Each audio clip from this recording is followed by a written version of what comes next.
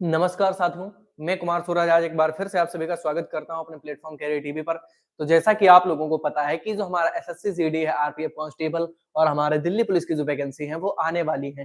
तो इन सब के लिए हमने एक जो कल चलाया है कि कलम से क्रांति बैच, इसमें जीके जीएस के 40 दिन 40 प्रैक्टिस सेट हम लोग करेंगे, जो कि बहुत ही जबरदस्त तरीके से करवाए जाएंगे।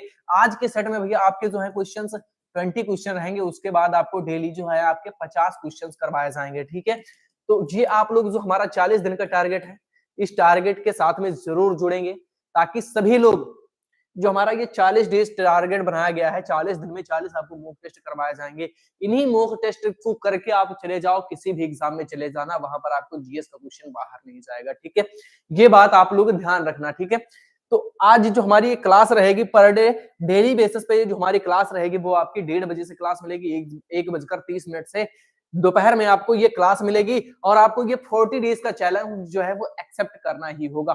ठीक है, तो सभी लोग जब 40 डेज का चैलेंज एक्सेप्ट करेंगे और हमारे साथ में मिलकर मॉक टेस्ट करेंगे, वो भी लाइव सेशन में, तब आप लोग फिर उसके बाद ये 40 डेज यहाँ पर कंप्लीट होने के बाद आप किसी भी एग्जाम में बैठ जाओगे, कहोगे सर जी कि सारी जीएस हमारी आई थी, आपके जो 40 डेज का टारगेट किया गया था। ठीक है, तो बताएंगे आप लोग। पहला क्वेश्चन आपके सामने है, बहुत ही अच्छे क्वेश्चन है, बहुत ही अच्छे क्वेश्चनों का बाईलैंग्वेज क्लास रहेंगे। ठीक है, बाईलैंग्वेज क्लास चलेंगी, जो हमारी 40 दिन का टारगेट है, इसको बाईलैंग्वेज हम लोग पढ़ने वाले हैं। ठीक है, तो क्वेश्चन नंबर 1 इसमें 40 करेंगे, जीके जीएस को 40 दिन का 40 मॉक टेस्ट हम लोग करने वाले हैं। ठीक है, भारत ने पहली बार ओलंपिक खेलों में भाग कब लिया था?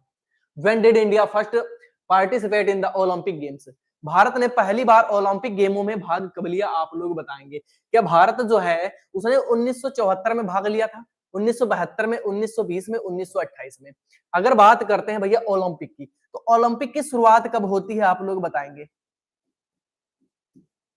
जो आपके ओलंपिक खेल हैं, इनकी शुरुआत कब होती है, सबसे पहली चीज आप लोगों को बताना है। अगर ओलंपिक के बारे में पढ़ रहे हैं तो सारी चीज हम लोग जानेंगे। अगर ओलंपिक खेल, ठीक है, इसकी शुरुआत कब होती है भैया, इसकी शुरुआत कब करते हैं, ये बात ध्यान रखना है। तो लिख देंगे कि सर जी इसकी शुरुआत कब होगी, तो सबसे पहली बार जो इसकी शुरुआत होती है वो कब होती है, 776 ईसा पूर्व में। आपको ये बात ध्यान रखनी है, 776 ईसा पूर्व में इसकी शुरुआत होती है। और ये कहां पर होती है भैया, ओलंपिया शहर में। कहां पर, ओलंपिया शहर में होती है, जो कि कहां पर है, ग्रीस के अंदर है। ये बात, इतनी बात ध्यान रखेंगे। सबसे पहली बार जब ओलंपिक खेलों की शुरुआत की गई वो कहां पर की गई, ओलंपिया शहर में की गई। कहां पर, ग्रीस के अंदर, जो कि स्थित है। और कब की गई, 1976 ईसा पूर्व में इसकी शुरुआत कर दी जाती है। यहां तक बात समझ में आ गई। फिर इनको क्या किया जाता है भैया, बंद कर दिया जाता है। लेकिन यहां पर देखेंगे कि सर जी, तो अब जो ओलंपिक चल रहे हैं, आधुनिक ओलंपिक गेम, इनकी शुरुआत कब होती है, लिख दो, आधुनिक ओलंपिक गेम, आधुनिक ओलंपिक, आधुनिक ओलंपिक खेल। भैया आधुनिक ओलंपिक खेल की जो शुरुआत होती है वो कब होती है, आप लोग बताएंगे कि सर जी जो हमारे आधुनिक ओलंपिक गेम है इनकी शुरुआत कब होती है, 1896 में होती है। ठीक है, इनकी शुरुआत कब होती है, सन 1896 ईस्वी में क्या कर दिया जाता है, इनकी शुरुआत की जाती है। अगर बात करेंगे भैया इनकी भी शुरुआत कहां पर की गई, तो 1896 में शुरुआत होती है, ये भी कहां पर, आपके ओलंपिया शहर में हुई है। ठीक है, ओलंपिया शहर में भी इनकी भी क्या होती है, शुरुआत होती है। और ओलंपिया शहर है कहां पर, तो ओलंपिया शहर आपका ग्रीस के अंदर है, जो कि आप लोगों को बताया जा चुका है। ठीक है, ये बात समझ में आई।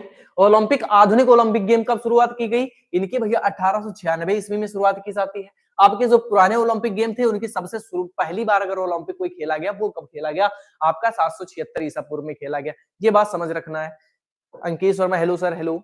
चलिए, ये बात आप लोगों को समझ में आई है भैया, यहां तक सारी चीजें आपकी कंफर्म हुई। आधुनिक ओलंपिक गेम आपके 1896 में खेले गए, कहां पर, ओलंपिया में। ठीक है, उसके पहले जब सबसे पहली बार ओलंपिक गेम खेले गए थे वो 776 ईस्वी में, वो भी आपके ओलंपिया शहर में खेले गए, लेकिन इनको बंद कर दिया गया बीच में। ये बात समझ में आ गई है। चलिए, अब इतनी चीजें तो आपको समझ में आ गई होंगी, तो यहां पर बात करेंगे भैया हमारी जो ओलंपिक समिति बनी है वो कौन सी है। ओलंपिक समिति का गठन कब हुआ और कहां पर हुआ, ये सभी चीजें हम लोग जानेंगे इसमें। ओलंपिक समिति, ठीक है।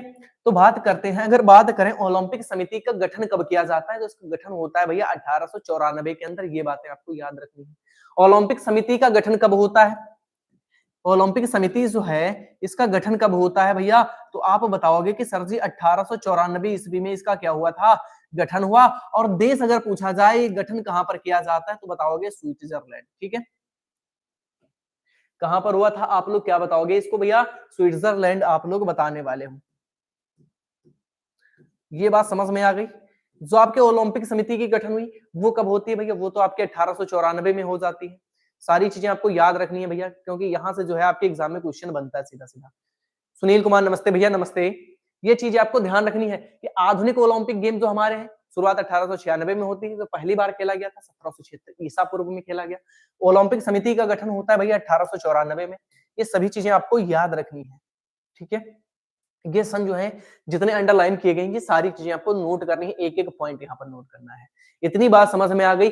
अगर बात करते हैं, एक चीज हमारी रह गई सर जी, वो कौन सी चीज रही? वो आपकी रह गई ओलंपिक ध्वज। ठीक है, वो तो रह गया कि सर जी आपका ओलंपिक ध्वज, ध्वज कब प्रस्तावित किया गया? ओलंपिक ध्वज कब प्रस्तावित किया गया? इसको कब शामिल किया गया? ओलंपिक ध्वज को गेम में कब शामिल किया जाता है, ये बात बतानी है आपको। बस एक लास्ट क्वेश्चन, उसके बाद आंसर करेंगे, आगे बढ़ जाएंगे नए क्वेश्चन पर। तो भैया ओलंपिक ध्वज कब प्रस्तावित किया जाता है? सर बता रहे होंगे कि सर जी इसको 1913 ईस्वी में किया गया था। सन 1913 में ओलंपिक ध्वज भी बनाया गया। ये सारी चीजें आपको ओलंपिक के बारे में आपको ध्यान दिलाएंगी, सारी चीजें आपको याद करनी है। ये जितनी चीजें अंडरलाइन की हुई हैं ये बहुत ही इंपॉर्टेंट है, उनको आपको याद ही करना है। ठीक है, तो भारत ने पहली बार ओलंपिक खेलों में कब भाग लिया था? तो भारत ने जो भाग लिया था भैया वो 1920 में लिया था। ऑप्शन नंबर 3 जो हमारा है राइट हो जाएगा। ठीक है, भारत ने पहली बार कब भाग लिया? 1920 में। यहां तक सारी चीजें आपकी क्लियर हो गई होंगी। आगे बढ़ जाते हैं भैया क्वेश्चन नंबर 2 की तरफ। बताएंगे नाइट का प्रयोग निम्नलिखित में से किस खेल में किया जाता है? Night is used in which of the following game? निम्नलिखित में से किस खेल में नाइट का प्रयोग किया जाता है? आप बताएंगे। नाइट का प्रयोग क्या सर जी बैडमिंटन में कर लेते हैं, क्रिकेट में करते हैं, बिलियार्ड्स में करते हैं, या फिर शतरंज चेस में करते हैं? तो आप लोग क्या बताएंगे कि सर जी नाइट जो है, नाइट का प्रयोग हम लोग कहां पर करते हैं? एक नाइट क्या है? तो ये एक भैया जो नाइट है वो शब्द है, और नाइट शब्द का प्रयोग हम लोग कहां करते हैं? ये भैया शतरंज के अंदर करते हैं। ठीक है, अच्छा इसके शब्द कौन कौन से हैं? शतरंज के जो प्रमुख शब्द हैं, जो शतरंज से संबंधित शब्द रहते हैं वो कौन से हैं? सभी लोग एक बार बताएंगे कमेंट करके। ठीक है, सभी लोग कमेंट करके बताएंगे कि शतरंज से संबंधित आपके जो शब्द रहते हैं वो कौन कौन से हैं जो शतरंज से संबंधित हैं। ठीक है, आप बताओगे कि सर जी एक तो आप बता रहे हो कि बहुत ही जबरदस्त है जिसका नाम है बिशप। ठीक है, एक दूसरा आपने पढ़ ही लिया कि सर जी आपने तो पढ़ ही लिया कि नाइट शब्द का भी प्रयोग शतरंज के साथ में करते हैं ना? बिल्कुल करते हैं। एक शब्द आता है जिसका नाम क्या है? प्यादा। प्यादा शब्द भी किसमें प्रयोग किया जाता है? ये भी आपके शतरंज में प्रयोग किया जाता है। इसमें और क्या प्रयोग किया जाता है? किंग प्रयोग किया जाता है। ठीक है, किंग शब्द का प्रयोग किया जाता है, क्वीन शब्द का प्रयोग किया जाता है। ये सारी चीजें आपको ध्यान रखनी है। ठीक है, इतनी चीजें समझ में आ गई हैं। चलिए अगर क्रिकेट की बात करें तो इसमें क्या होगा? अंपायर। चलिए अंपायर छोड़िए, आप लोग क्या प्रयोग करते हैं? गली, मिड ऑन। ये सारी चीजें किसमें प्रयोग की जाती हैं? ये सारे शब्द किससे जुड़े हैं? ये आपके क्रिकेट से जुड़े हैं। ठीक है, बात करते हैं यहाँ पर क्वेश्चन नंबर 3 की। आप लोग बताएंगे ग्लोबल इंडियन म्यूजिक अवार्ड के प्राप्तकर्ता विक्रम घोष एक संगीतकार और विख्यात भारतीय वादक है।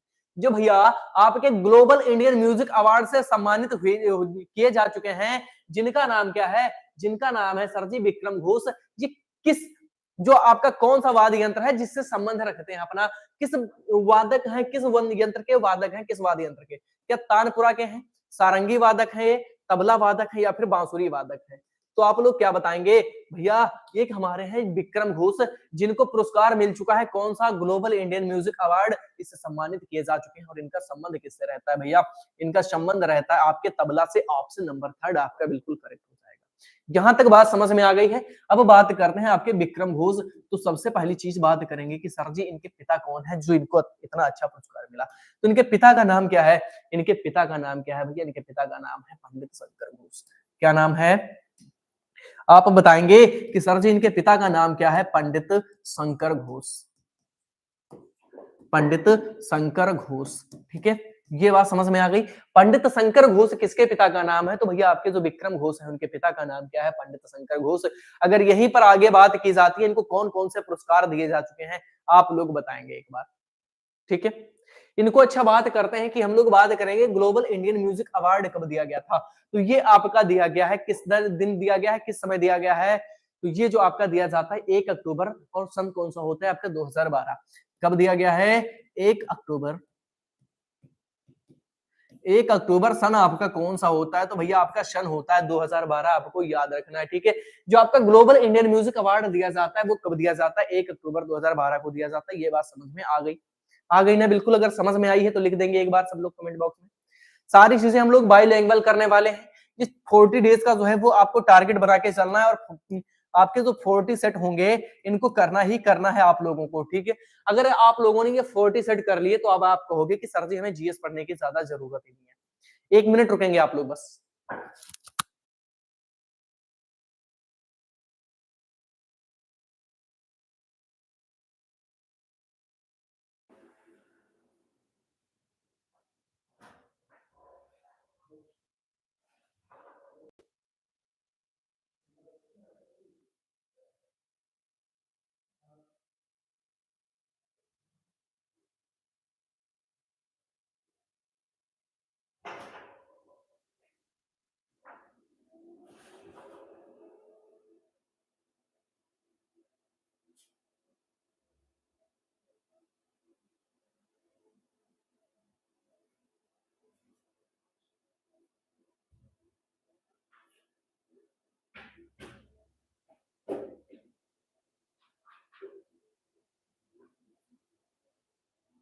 चलिए, आप लोगों ने कमेंट भी नहीं दिख पा रहे थे लेकिन अब दिखने लगे हैं। ठीक है, कोई दिक्कत नहीं है।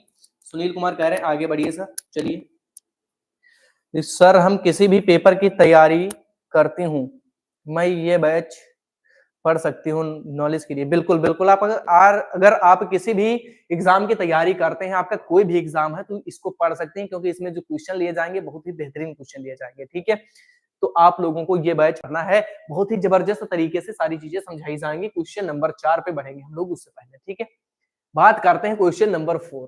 बताएंगे आप, पंडित जसराज निम्नलिखित में से किस क्षेत्र से संबंधित है? पंडित जसराज निम्नलिखित में से किस क्षेत्र से संबंध रखते हैं? पंडित जसराज, तो भैया ये किससे संबंध रखते हैं? आपका साहित्य लेखन से संबंध रखते हैं, वाद्य यंत्र वादन से संबंध रखते हैं, शास्त्रीय गायन है, गायक है, या फिर भैया शास्त्रीय नृत्यक हैं, क्लासिकल डांस से संबंधित है, क्लासिकल सिंगिंग से संबंधित है। आप लोग बताएंगे किस चीज से संबंध रखते हैं, अपना किस क्षेत्र में ये अपनी रुचि रखते हैं। ठीक है, सभी लोग बताएंगे बहुत ही जबरदस्त तरीके से कि पंडित जसराज का संबंध किस क्षेत्र से है। आपको बताना है इसका करेक्ट आंसर। पंडित जसराज, अगर पंडित जसराज की बात करते हैं भैया तो इनका संबंध किससे आ जाता है? आपके शास्त्रीय नृत्य। ऑप्शन नंबर 3 आपका राइट हो जाएगा, क्लासिकल सिंगिंग। जहां तक बात समझ में आई, क्लासिकल सिंगिंग से इनका हो जाता है संबंध। इतनी चीजें आपको ध्यान रखनी है। अगर बात करते हैं यहाँ पर पंडित जसराज की, लिख लेंगे एक बार पंडित जसराज। अगर पंडित जसराज की यहाँ पर हम लोग बात कर लेते हैं तो सबसे पहली बात आती है कि भैया ये संबंधित किस घराने से थे, कि सर जी इनका घराना कौन सा है? तो घराना आप लोग क्या बताओगे कि भैया इनका जो घराना है वो मेवाती घराना है। ठीक है, घराना किस घराने से संबंधित है? अगर घराने की बात कर दे यहाँ पर कोई आपसे तो आप तुरंत सर जी बताओगे कि सर जी ये तो मेवाती घराने से संबंधित है। अगर यहीं से पूछा जाता है कि इनको पुरस्कार कौन कौन से दिए जा चुके हैं, अगर इनको पुरस्कार पूछा जाएगा कि कौन कौन से पुरस्कार मिले हैं, तो आप बता रहे होगे कि सर जी बिना डरे कि पद्म भूषण, पद्म भूषण दिया जा चुका है इनको। और सारे बहुत सारे पुरस्कार दिए गए, सारे पुरस्कार हम लोग पढ़ने वाले हैं। पद्म विभूषण, ठीक है, पद्म भूषण, पद्म विभूषण, संगीत नाटक अकादमी, ये भी लिखेंगे संगीत नाटक,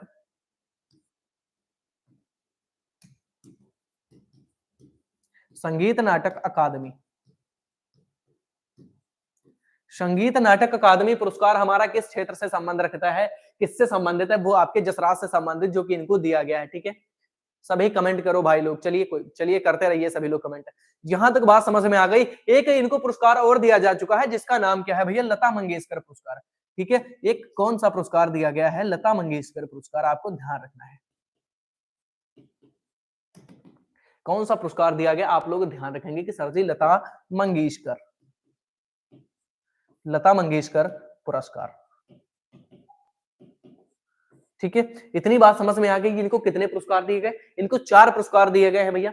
सभी लोगों को ध्यान रखना है, इतनी चीजें समझ में आ गई। ऑप्शन नंबर 3 हमारा राइट हो जाएगा। पंडित रसराज ये क्या थे? एक भैया शास्त्रीय गायन से संबंध रखते हैं।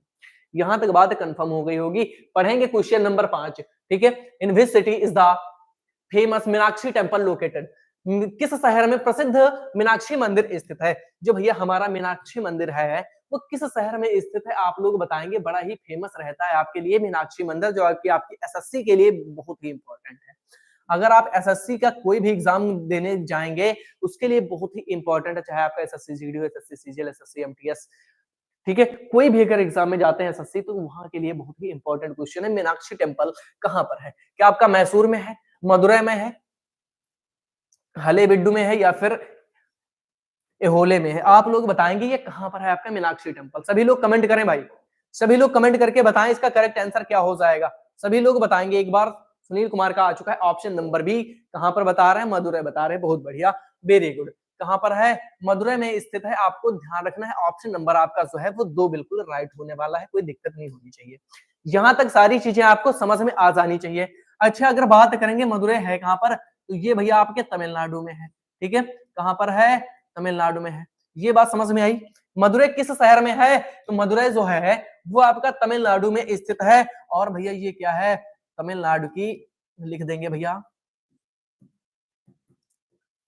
तमिलनाडु की सांस्कृतिक राजधानी भी है। ठीक है, तमिलनाडु की सांस्कृतिक, तमिलनाडु की सांस्कृतिक राजधानी,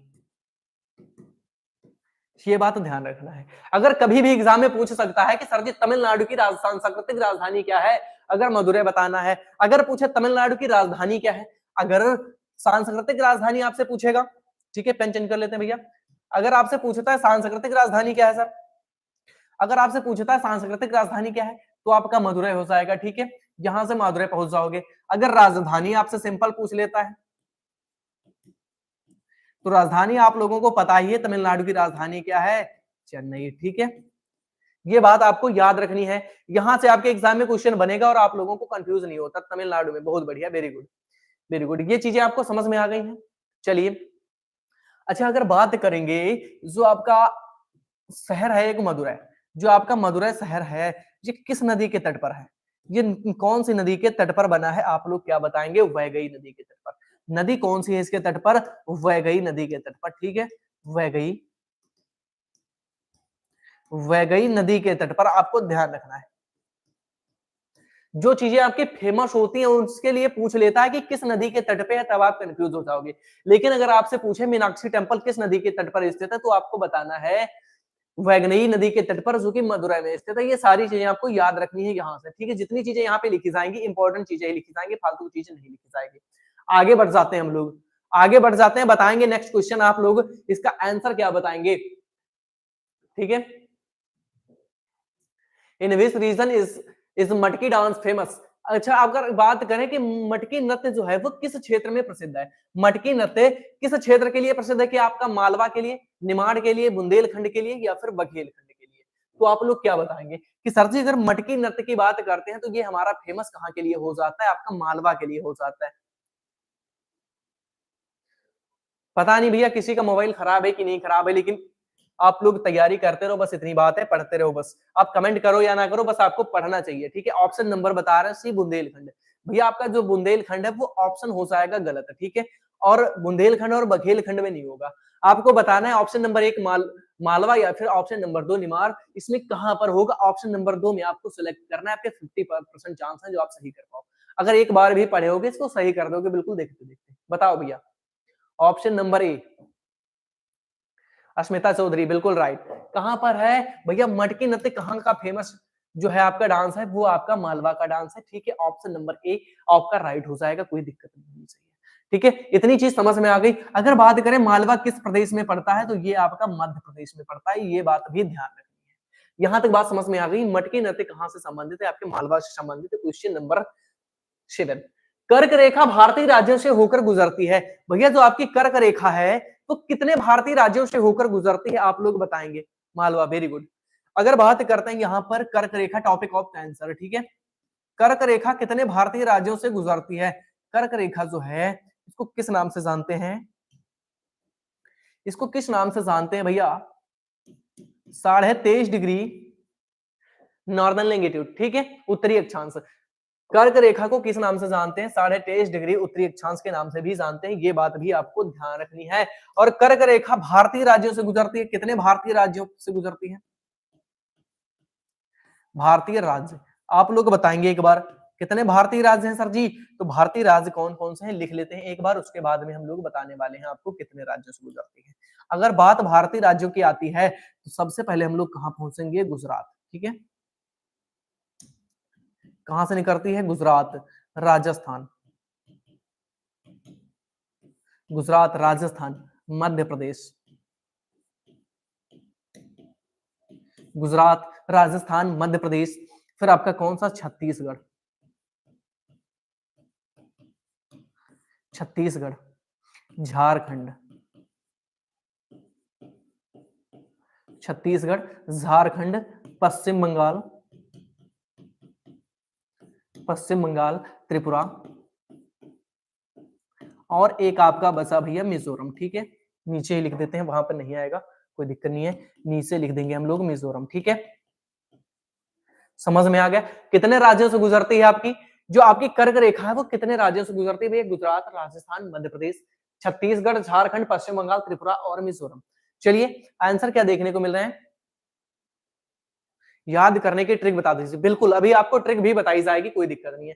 कितने राज्यों से गुजरती है एक बार देख लेंगे हम लोग कि भैया 1 2 3 4 5 6 7 और 1 8। तो कितने राज्यों से आपकी जो कर्क रेखा है वो गुजरती है? वो तो भैया आपकी 8 राज्यों से गुजरती है। ऑप्शन नंबर क्या करेंगे हम लोग? 4 बिल्कुल राइट कर देंगे, ठीक है। कितने राज्य? 8 राज्यों से गुजरती है, ये बात आपको समझ में आ गई। अब बताया गया है कि सर जी इसकी ट्रिक बताओ, तो ट्रिक भी देख लो। इसकी ट्रिक क्या है? ट्रिक है मित्र पर गमछा झार, ठीक है। मित्र पर गमछा झार। अगर आपसे सीरियल वाइज लगाने को पूछ लेगा या बताएगा कि सीरियल क्रम में बताइए, एक क्रम में लगाइए कि जिन राज्यों से आपकी कर्क रेखा गुजरती है, तो अगर जो आपका सीरियल वाइज लगाने को पूछेगा तो आपको इस प्रकार से ही याद करने को पड़ेगा, ट्रिक से आप नहीं याद कर सकते, ठीक है। तो देख लेंगे एक बार ट्रिक से भी हम लोग। तो अगर बात करते हैं यहाँ पर मित्र से हमारा मिजोरम हो जाता है, ठीक है। मिजोरम, त्रा से हम लोग क्या बताएंगे? त्रिपुरा बताएंगे सर, ठीक है। त्रा से हमारा त्रिपुरा, पा से हमारा पश्चिम बंगाल, पश्चिम बंगाल, रा से हमारा कौन सा हो जाता है? राजस्थान। ये बात आपको याद रखनी है, ठीक है। राजस्थान, गा से आपका गुजरात, मां से आपका क्या हो जाएगा भैया? मध्य प्रदेश, ठीक है। मध्य प्रदेश, छा से आपका हो जाता है छत्तीसगढ़, छत्तीसगढ़, झार से आपका हो जाएगा भैया झारखंड। कोई दिक्कत है? ये 8 हो गए आपके। अगर आपको ट्रिक से याद करना है तो ट्रिक से कर लीजिए, अगर आपको ट्रिक से नहीं करना तो आप लोग इस प्रकार से आपको याद करना है कि एक सीक्वेंस में याद करना है इनको, ताकि आपके लिए आसानी रहे अगर आप पूछा जाए एग्जाम में, ठीक है। सभी को समझ में आ गया? कर्क रेखा 8 राज्यों से, very good very good. D वाली राइट आंसर, बहुत बढ़िया। ऑप्शन नंबर डी जो है आपका बिल्कुल करेक्ट आंसर हो जाएगा। कितने राज्यों से गुजरती है? तो भैया अगर भारतीय राज्यों की बात करते हैं तो 8 राज्यों से गुजरती है, ये बात हम लोग याद रखेंगे, ठीक है। इतनी चीज समझ में आ गई। बढ़ते हैं भैया नेक्स्ट पेज पे, आगे बढ़ जाएंगे अगले क्वेश्चन पर। एन अनसुटेबल बॉय पुस्तक के लेखक निम्नलिखित में से कौन सा सेलिब्रिटी है? कौन सा सेलिब्रिटी है जिसने एक पुस्तक लिखी है जिसका नाम क्या है? An unsuitable boy. Unsuitable boy जो पुस्तक लिखी गई वो किसके द्वारा लिखी गई? क्या भैया आपके खुशवंत सिंह के द्वारा लिखी गई? क्या आपके शाहरुख खान के द्वारा लिखी गई? क्या आपके शत्रुघ्न सिन्हा या फिर करण जौहर? आप लोग क्या बताएंगे? एक अनसुटेबल बॉय जो पुस्तक लिखी गई है, आप लोग पढ़ चुके हैं इसको, किसके द्वारा लिखी गई? ऑप्शन नंबर आ चुका है ए। चलिए, खुशवंत सिंह। चलिए बिल्कुल, जो आपके खुशवंत सिंह हैं इनके द्वारा नहीं लिखी गई, शाहरुख खान के द्वारा नहीं लिखी गई। अब आप लोग बताएंगे किसके द्वारा लिखी गई। आपके पास 50-50 चांस है सही करने का, ठीक है। बताएंगे आप लोग। इसको एक बार पढ़ रखा है आप लोगों ने, एक दो बार हम ही ने पढ़ाया है आपको। अब इसमें से बताएंगे आप लोग कौन सा आपका ऑप्शन जो है सही हो जाएगा। शत्रुघ्न सिन्हा ने लिखा या फिर करण जौहर। सभी का आंसर आने चाहिए ऑप्शन नंबर सी, बिल्कुल गलत आंसर दिया गया है। ये जो आपकी अनसुटेबल बॉय पुस्तक के लेखक हैं जिनका नाम क्या है भैया, करण जौहर, आपको ध्यान रखना है। करण जौहर आपको ध्यान रखना, इतनी चीजें समझ में आ गई हैं।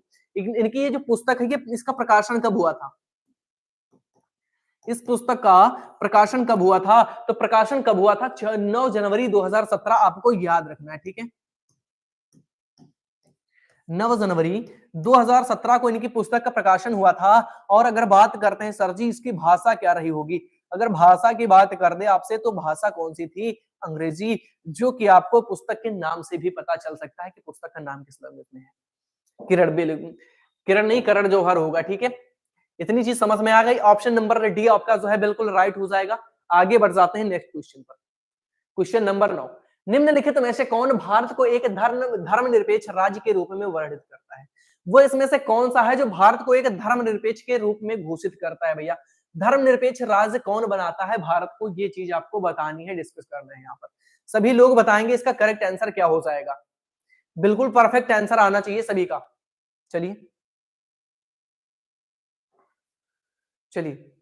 ऑप्शन नंबर 1 मौलिक अधिकार, फंडामेंटल राइट्स, नवीन सूची, मौलिक अधिकार, ठीक है, संविधान की प्रस्तावना। आप लोग बताएंगे इसका करेक्ट आंसर क्या होगा। धर्मनिरपेक्ष जो है वो किसके रूप में वर्णित किया जाता है, ऑप्शन नंबर आ चुका है डी, वेरी गुड, 9 का डी, वेरी गुड। किसके रूप में, तो भैया संविधान की प्रस्तावना। कौन भैया, जो संविधान की प्रस्तावना है वो क्या करती है, भारत को एक धर्मनिरपेक्ष राज्य के रूप में वर्णित करती है, वर्णित करने का कार्य करती है, बिल्कुल, वेरी गुड। चलिए इतनी बात समझ में आ गई है, आगे बढ़े क्या हम लोग, क्वेश्चन नंबर 10 पे बढ़े। चलिए, प्रायद्वीपीय भारत की सबसे लंबी नदी कौन सी है, चलिए बताएंगे। It is the longest river of peninsular India, ठीक है। प्रायद्वीपीय भारत जो है हमारा, उसकी सबसे लंबी नदी कौन सी है, प्रायद्वीपीय भारत की सबसे लंबी नदी, चलिए बताएंगे आप सभी इसका करेक्ट आंसर। क्या आपका कावेरी होगी, नर्मदा होगी, कृष्णा होगी, गोदावरी होगी। अगर बात करते हैं सबसे लंबी कौन सी है, सबसे लंबी कौन सी है, सबसे लंबी नदी की अगर बात करते हैं भैया, तो आप लोग बताओगे कि सर जी सबसे लंबी नदी जो है हमारी गंगा नदी है, ठीक है। ये बात समझ में आ गई। इसकी लंबाई कितनी है भैया, इसकी लंबाई कितनी है, 2525 किलोमीटर, ये आपको याद रखनी है, ठीक है। लंबाई गंगा की कितनी है, 2525 किलोमीटर है, ये बात आपको समझ में आ गई। अब बात क्या करता है कि आपके प्रायद्वीपीय भारत की सबसे लंबी नदी, तो आप लोग क्या बताओगे कि सर जी प्रायद्वीपीय भारत की जो सबसे लंबी नदी है जिसका नाम है गोदावरी। गोदावरी नदी क्या है, प्रायद्वीपीय भारत की सबसे लंबी नदी है। इसको एक नाम से जानते हैं, इसे क्या कहते हैं सर जी, दक्षिण की गंगा के नाम से भी जाना जाता है, इसे कहते हैं दक्षिण की गंगा नदी, ठीक। ये बात समझ में आई। जो आपकी गोदावरी नदी है इसे क्या कहते हैं, दक्षिण की गंगा नदी भी कहते हैं। इतनी चीज समझ में आ गई है भैया। अमिता चौधरी, कुमकुम, सुनील कुमार, चलिए बहुत बढ़िया, सभी के आंसर है, बिल्कुल राइट आंसर है। दक्षिण की गंगा के नाम से किसे जाना जाता है, तो आपकी गोदावरी नदी को जाना जाता है। अगर बात करेंगे कि सर जी इसकी लंबाई कितनी है, बताएंगे क्या कोई लोग कमेंट बॉक्स में, बताएंगे क्या आप लोग कमेंट बॉक्स में कि सर जी गंगा नदी जो हमारी गोदावरी नदी है इसकी लंबाई कितनी है, क्या बताओगे आप लोग, बताओ एक बार लिख दो कमेंट बॉक्स में फटाफट कि आपके गोदावरी नदी की लंबाई कितनी है। चलिए लिखेंगे आप लोग, बताएंगे आप लोग, 1412 शायद। चलिए देखो इसकी लंबाई जो है वो कितनी है, 1465 किलोमीटर की, ठीक है। 1465 किलोमीटर की लंबाई है किस नदी की, गोदावरी नदी की। और ये क्या है, भारत की दूसरी सबसे लंबी नदी है, ठीक है, भारत की दूसरी लंबी नदी, दूसरी लंबी नदी, दूसरी लंबी नदी, ठीक है। ये बात आपको याद रखनी है। भारत की दूसरी लंबी नदी अगर आपसे पूछ लेता है गंगा के अलावा दूसरी कौन सी है, वहां पर भी आपका कौन सा हो जाएगा, गोदावरी हो जाएगा। ये बात समझ में आई है आप लोगों को, यहां तक सारे डाउट आपके क्लियर हो गए हैं। अगर क्लियर हो गए तो बढ़ेंगे आगे हम लोग। चलिए उससे पहले, आगे बढ़ने से पहले हम लोग देखेंगे कि सर जी इसकी सहायक नदियां कौन सी हैं, क्योंकि हो सकता है पूछ ले हमसे सहायक नदियां कौन सी हैं। गोदावरी की सहायक नदियां कौन सी हैं, आप लोग क्या बताओगे कि सर जी इसमें पूर्णा बता रहे हो कि नहीं, इसमें आप लोग पूर्णा बताओगे कि नहीं बताओगे, वर्धा नदी बताओगे कि नहीं? ये किसकी सहायक हैं दोनों? पूर्णा और वर्धा जो है बहुत ही ज्यादा पूछी जाती है, आपकी गोदावरी की सहायक नदियां ये जो आपकी हैं वेरी वेरी इंपॉर्टेंट है, ठीक है। बहुत ही इंपॉर्टेंट नदी है जो कि पूछी जाती है, किसकी सहायक नदी है, बढ़ जाएंगे भैया नेक्स्ट क्वेश्चन। चंद्रयान 3 के लैंडर का क्या नाम था? जो भैया हमारा चंद्रयान 3 लॉन्च किया गया था उसके लैंडर का नाम बताना है आप लोगों को। चंद्रयान 3 के लैंडर का नाम बताना है आपको, किस नाम से जाना जाता था चंद्रयान 3 का लैंडर, आप बताएंगे इसका करेक्ट आंसर। किस नाम से जानते थे? विक्रम, वेरी गुड, बिल्कुल सही आंसर है कि चंद्रयान 3 का जो लैंडर था उसको किस नाम से जानते थे भैया? उसको विक्रम के नाम से जानते थे। ऑप्शन कर देंगे 4 इज द राइट आंसर। विश्व ओजोन दिवस कब मनाया जाता है? आप लोग बताएंगे विश्व ओजोन दिवस कब मनाया जाता है? बहुत ही अच्छे क्वेश्चन हैं। अगर आप लोग 40 डेज का ये जो चैलेंज है इसको एक्सेप्ट करते हैं तो आप लोग जीएस बहुत अच्छी पकड़ बनाएंगे, जीएस के ऊपर बहुत अच्छी चीजें आपको बताई जाएंगी, बहुत अच्छे अच्छे क्वेश्चन भी लिए जाएंगे, ठीक है। 16 सितंबर, चलिए बहुत बढ़िया, 16 सितंबर, बहुत बढ़िया, वेरी गुड। जो आपका विश्व ओजोन दिवस बेटा मनाया जाता है वो कब मनाया जाता है? 16 सितंबर को मनाया जाता है। ऑप्शन नंबर 2 आपका राइट हो जाएगा, बिल्कुल करेक्ट आंसर। कौन से युद्ध में छत्रपति शिवाजी महाराज ने मुगलों को हराया था? बताएंगे आप लोग। छत्रपति शिवाजी ने किस युद्ध में मुगलों को परास्त किया था? किसने मुगलों को परास्त किसने किया था? शिवाजी ने, महाराज ने। और वो युद्ध कहां पर हुआ था? क्या आपके पुरंदर में हुआ था, रायगढ़ में हुआ था, सलहर में हुआ था या सिवनेर में हुआ था? आपको इसका करेक्ट आंसर करना है कि छत्रपति शिवाजी ने मुगलों को कहां पर हराया था। चलिए ऑप्शन नंबर आ चुका है डी। चलिए चलिए आपका आंसर आ चुका है डी। कहां पर हराया गया? जो आपके छत्रपति शिवाजी हैं इन्होंने मुगलों को कहां पर हराते हैं? ये आपके हराते हैं सलहर में। ऑप्शन कौन सा होता है? ऑप्शन नंबर सी आपका बिल्कुल करेक्ट हो जाएगा, ठीक है। ये युद्ध कब हुआ था? ये युद्ध कब हुआ? ये हुआ था आपका फरवरी, ठीक है, फरवरी में हुआ था। कब हुआ था? तारीख भी आपसे पूछी जाएगी। ये कब हुआ था? तो ये हुआ था 1672 ईस्वी, ठीक है। कब हुआ? 1672 ईस्वी में होता है, फरवरी माह में होता है। कहां पर? सलहर के अंदर होता है। ये सारी चीजें आपको याद रखनी है। चलिए सलहर है, चलिए बहुत बढ़िया, आगे बढ़ जाते हैं।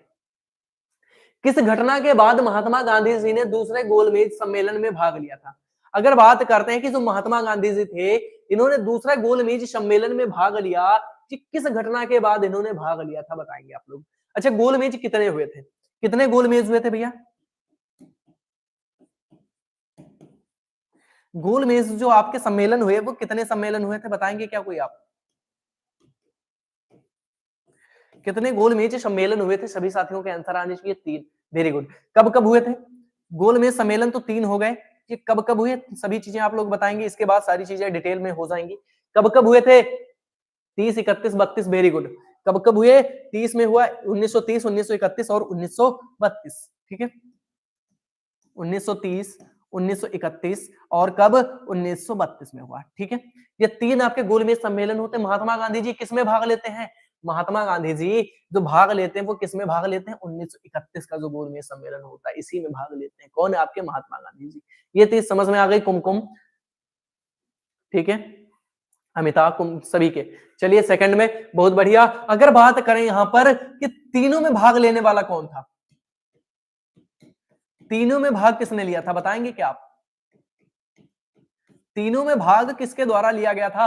जो आपके 3 गोलमेज हुए 30, 31 और 32, तीनों में भाग लेने वाला व्यक्ति कौन था भारत का? चलिए अम्बेडकर जी, बिल्कुल सही बात है। कौन थे? भीमराव अम्बेडकर साहब, ठीक है, लिख देंगे बी आर अम्बेडकर। इतनी चीज समझ में आ गई। चलिए अब बताएंगे महात्मा गांधी जी ने किस घटना के बाद गोलमेज सम्मेलन में भाग लिया था? दूसरे गोलमेज सम्मेलन में किस घटना के बाद भाग लेते हैं? सभी को आंसर आना चाहिए, सभी का बहुत परफेक्ट तरीके से। क्या आपके मार्च 1931 में गांधी रिबन समझौते पर हस्ताक्षर के बाद लेते हैं? मुस्लिम लीग से सीधी बातचीत करने से इनकार करने के बाद में लेते हैं? फिर कांग्रेस द्वारा अनुमति दी जा रही है? चलिए, यह आश्वासन मिल रहा था कि स्वतंत्रता तेजी से आ रही है। किस कारण से भाग लेते हैं? ऑप्शन देखने को मिल रहा है ए, वेरी गुड, वेरी गुड, बहुत ही बढ़िया। ऑप्शन नंबर ए, मार्च 1931 में जो आपका गांधी रिबन समझौता होता है इसी घटना के बाद क्या करते हैं? महात्मा गांधी किसमें भाग ले लेते हैं? दूसरे गोलमेज आंदोलन में, सम्मेलन में भाग लेते हैं जो कि आपका 1931 में हुआ था, ठीक है। इतनी बात समझ में आ गई। आगे बढ़ेंगे हम लोग। पेरिस ओलंपिक 2024 के समापन समारोह में भारत का नेतृत्व क्या है यहाँ पर यार, किसने किया था, कर लो, ठीक है। नेतृत्व किसने किया था, ठीक है, नेतृत्व किसने किया, ये कर लो, किसने किया।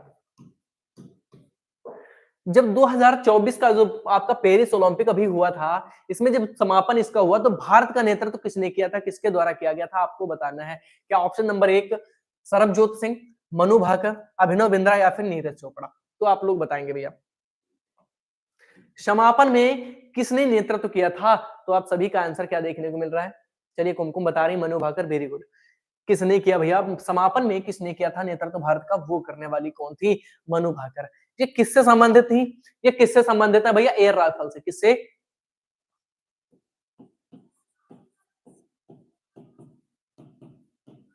एयर राइफल, कितनी, 10 मीटर, किससे, एयर राइफल कितनी डिस्टेंस है, 10 मीटर से, ठीक है। इनको क्या किया गया, इन्होंने 2 मेडल जीते थे, ठीक है। इन्होंने क्या किया था, पदक कितने इन्होंने जीते थे, इन्होंने पदक जो जीते वो कितने, 2 पदक जीते थे, 2 मेडल जीते, कौन कौन से, 2 कौन से थे, दोनों कांस्य पदक थे, ठीक है। दोनों कैसे पदक थे, दोनों के दोनों कांस्य पदक थे, आपको ये बात ध्यान रखनी है, ठीक है। अगर बात करते हैं यहीं पर मनु भाकर की, तो एक ओलंपिक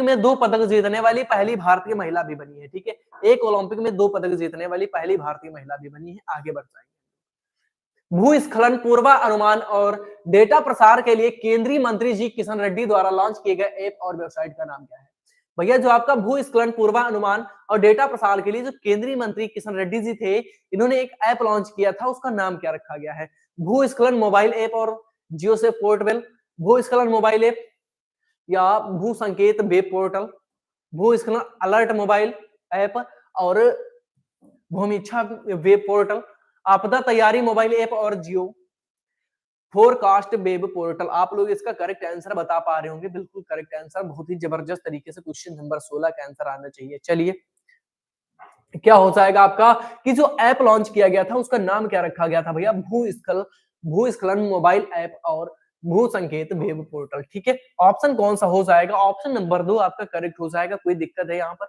चलिए आगे बढ़ जाते हैं भाई, ये इसका जो आपका है इंग्लिश वर्जन आप लोग देख लेंगे इसको, ऑप्शन नंबर 2 इसका करेक्ट हो जाएगा, आगे बढ़ते हैं हम लोग।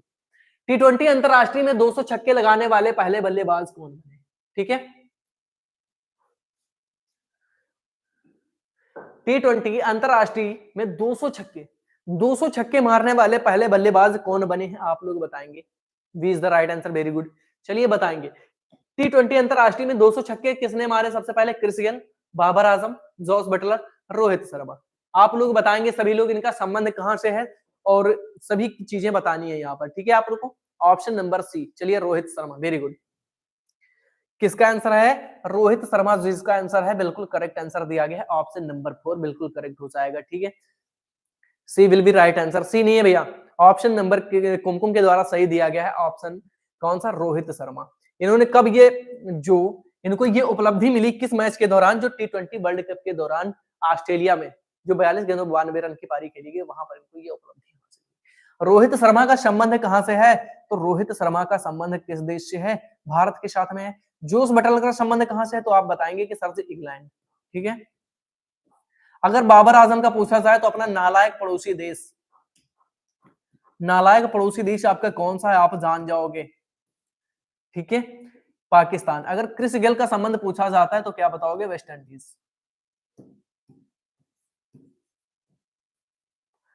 इंडीज, ठीक है। ये बात समझ में आ गई, ये सारी चीजें आपको ध्यान रखनी है।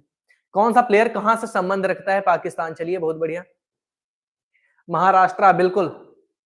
रोहित शर्मा कहां से है, महाराष्ट्र से है, ठीक है, मुंबई से, जो कि भारत के अंतर्गत आता है। इतनी चीजें आपको याद रखनी है, आगे बढ़ते हैं क्वेश्चन नंबर 18। क्वेश्चन नंबर 18 आप लोग बताएंगे, बिल्कुल करेक्ट आंसर क्या हो जाएगा, 2025 के लिए बिल गेट्स की घोषित नई पुस्तक का नाम क्या है, जो 2025 के में बिल गेट्स की एक पुस्तक आने वाली है। बिल गेट्स की जो एक पुस्तक आएगी, कब आएगी भैया, ये आपके 2025 में आएगी। अगर आपसे दिनांक पूछी जाती है तो दिनांक आप लोग क्या बताओगे कि सर जी 4 फरवरी को आएगी।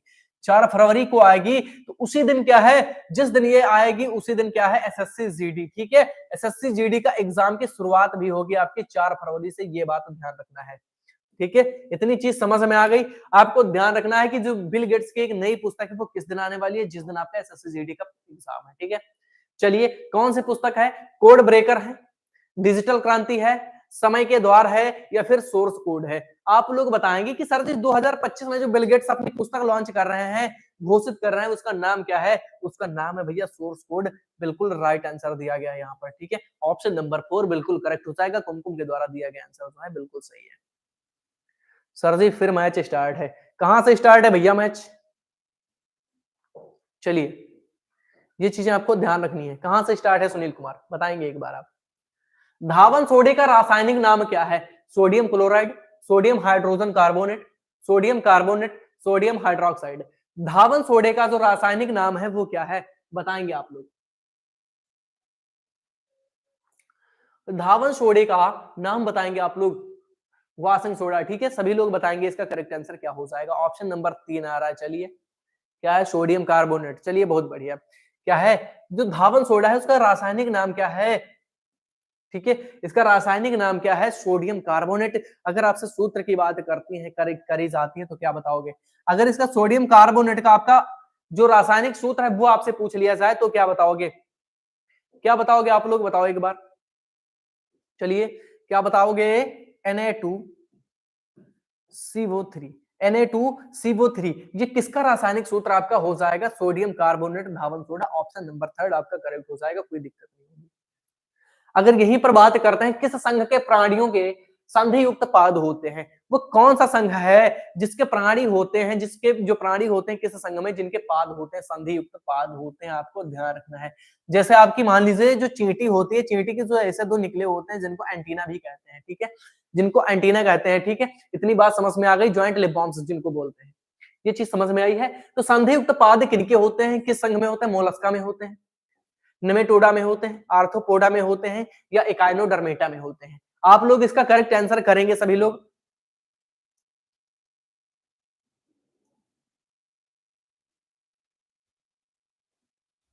चलिए ये चीज बताएंगे आप लोग भैया कि संधियुक्त पाद किस संघ में होते हैं? आपके मोलस्का, सूत्रकृमि, आर्थ्रोपोडा, या फिर इकाइनोडर्मेटा। चलिए सभी लोगों का आंसर आना चाहिए। ऑप्शन नंबर डी है arthropoda. Very good, sorry Echinodermata. इसका क्या आंसर हो जाएगा, आप लोग बताएंगे। इकाइनोडर्मेटा सही होगा क्या? नहीं होगा, बिल्कुल। जो आपके संधियुक्त पाद पाए जाते हैं भैया वो किसमें पाए जाते हैं? संघ आर्थ्रोपोडा में पाए जाते हैं। ऑप्शन नंबर 3 आपका राइट हो जाएगा। यहां तक सारी चीजें आपको समझ में आ गई हैं। ये चीजें अगर आपको समझ में आ गई हैं तो अब आप लोग बताएंगे कि भैया आपके 20 क्वेश्चन थे, 20 क्वेश्चन में आप लोगों ने कितने क्वेश्चन सही किए? सभी साथी एक बार बताएंगे आप लोगों ने कितने क्वेश्चन अभी तक सही किए हैं इस सेट से। चलिए सभी लोग बताएंगे एक बार। सभी लोग बताएंगे कि कितने क्वेश्चन सही हुए हैं आप लोगों के 20 क्वेश्चंस में से। चलिए बताओ एक बार सभी लोग। चलिए सभी लोग बताएंगे एक बार भैया, 20 में कितने क्वेश्चंस आप लोगों ने सही किए हैं? चलिए एक बार लिख देंगे सभी साथी।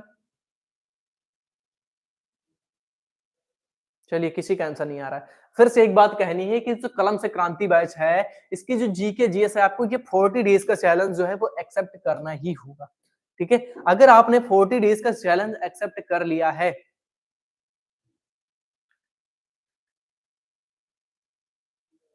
चलिए बहुत बढ़िया, बहुत बढ़िया। 8 क्वेश्चन सही है 11 में। ठीक है, बहुत बढ़िया। देखो 40 दिन का अगर आप लोग टारगेट करते हो, 40 डेज का टारगेट करते हो, 40 मॉक टेस्ट अगर आप लोग करोगे तो आप लोग जिस भी एग्जाम में बैठने जाओगे कहोगे कि सर जी पूरी जीएस वहीं से आ गई।